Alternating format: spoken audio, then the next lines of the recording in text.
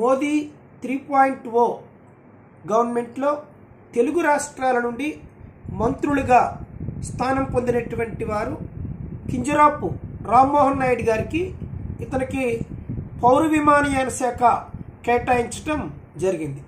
అలాగే గుంటూరు ఎంపీ పెమ్మసాని చంద్రశేఖర్ గారికి అతనికి గ్రామీణాభివృద్ధి కమ్యూనికేషన్ల శాఖను కేటాయించడం జరిగింది సహాయ మంత్రిగా.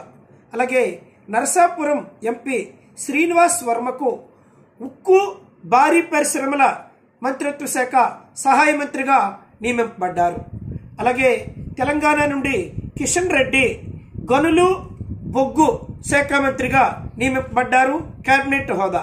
అలాగే బండి సంజయ్ హోంశాఖ సహాయ మంత్రిగా నియమింపబడ్డారు. వీరు తెలుగు రాష్ట్రాల నుండి నియమింపబడినటువంటి మంత్రులుగా చెప్పవచ్చు.